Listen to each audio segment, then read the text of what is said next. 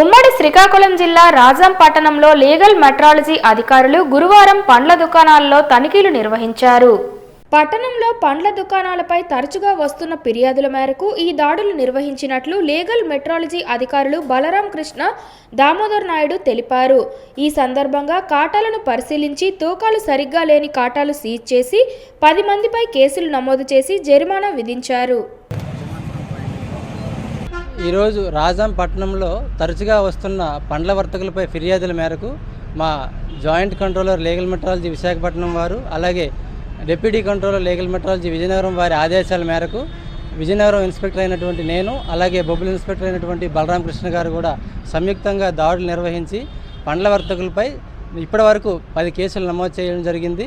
అదేవిధంగా ఈ దాడులు ఇంకా కొనసాగుతాయని తెలియజేస్తున్నాము. ఇప్పటి వరకు 10 మంది వర్తకులపై కేసులు నమోదు చేసి వారు వినియోగించేటువంటి తూనిక యంత్రాలన్నీ కూడా ఇప్పటివరకు సీజ్ చేయడం జరిగింది.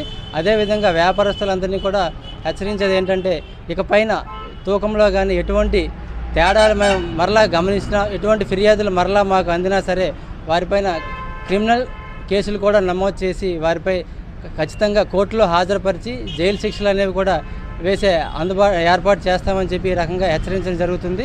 అదేవిధంగా పండ్ల వ్యాపారస్తులే కాదు, ఇక ఏ మార్కెట్లో వినియోగించే ప్రతి ఒక్క వ్యాపారంలో కూడా తూకంలో కానీ కొలతలో కానీ ఎటువంటి తేడాలు చేయకూడదని, అదేవిధంగా ముద్రించిన ఎంఆర్పి ధర కంటే అధికంగా ఏ ఒక్క వ్యాపారి కూడా వినియోగించరాదని ఈ రకంగా వ్యాపారస్తులందరినీ కూడా సూచించడం జరుగుతుంది.